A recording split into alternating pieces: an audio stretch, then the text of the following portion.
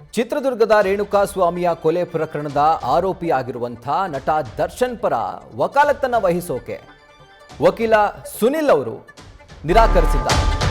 ಈ ಕೇಸ್ನಿಂದ ಅವರ ಪರವಾದಂಥ ವಕಾಲತ್ತಿನಿಂದ ಸ್ವಯಂ ನಿವೃತ್ತಿಯನ್ನು ಪಡೆದುಕೊಂಡಿದ್ದಾರೆ. ವಿಚಾರಣಾ ನ್ಯಾಯಾಲಯಕ್ಕೆ ಅರ್ಜಿಯನ್ನು ಸಲ್ಲಿಕೆ ಮಾಡಿ ಈ ಕೇಸ್ನಿಂದ ರಿಟೈರ್ ಆಗಿದ್ದಾರೆ. ಅಂಡ್ ಇವರ ಬದಲಿಗೆ ದರ್ಶನ್ ಪರವಾಗಿ ಇನ್ನು ಮುಂದೆ ಹಿರಿಯ ವಕೀಲ ಹಮ್ಷದ್ ಪಾಷಾ ವಾದವನ್ನು ಮಾಡ್ತಾರೆ. ಹಷ್ಮತ್ ಪಾಷಾ ಸಾಕ್ಷ್ಯ ವಿಚಾರಣೆಯನ್ನ ಹಿರಿಯ ವಕೀಲ ಹಸ್ಮತ್ ಪಾಷಾ ನಡೆಸಲಿದ್ದಾರೆ. ಇದು ಬೆಳಗ್ಗೆ ದರ್ಶನ್ ಪರ ವಕಾಲತ್ತನ್ನು ವಹಿಸೋಕೆ ವಕೀಲ ಸುನಿಲ್ ನಿರಾಕರಿಸಿದ್ರು, ಹಿಂದೆ ಸರಿದಿದ್ರು.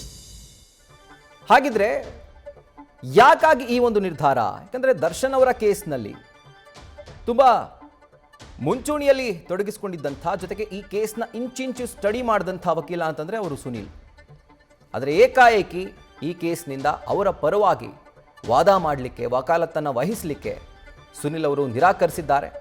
ಈಗ ಹಿಂದೆ ಸರಿದಿದ್ದಾರೆ.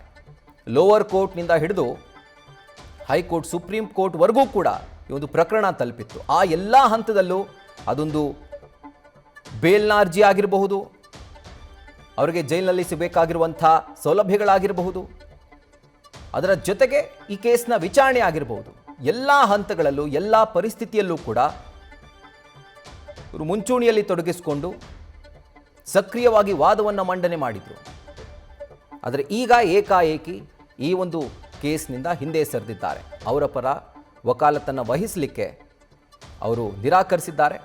ಆ್ಯಂಡ್ ಈ ಒಂದು ಕೇಸ್ನಿಂದ ಅವರು ಹಿಂದೆ ಸರಿದಿದ್ದಾರೆ. ಆದರೆ ಕಾರಣ ಏನು ಇನ್ನೂ ಕೂಡ ನಿಗೂಢವಾಗಿಯೇ ಉಳಿದಿದೆ. ಆ್ಯಂಡ್ ಇನ್ನು ಮುಂದೆ ಸುನಿಲ್ ಅವರ ಜಾಗಕ್ಕೆ, ಅಂದರೆ ಅವರ ಬದಲಿಗೆ ವಕೀಲ ಹಷ್ಮತ್ ಪಾಷಾ ಆರೋಪಿ ನಟ ದರ್ಶನ್ ಪರ ಅವರು ವಾದವನ್ನು ಮಂಡಿಸಲಿದ್ದಾರೆ ಈ ಕೇಸ್ನಲ್ಲಿ. ನ್ಯೂಸ್ ಫಸ್ಟ್ ನಿರ್ಭೀತಿಯಿಂದ ನಿಮ್ಮ ಪರವಾಗಿ.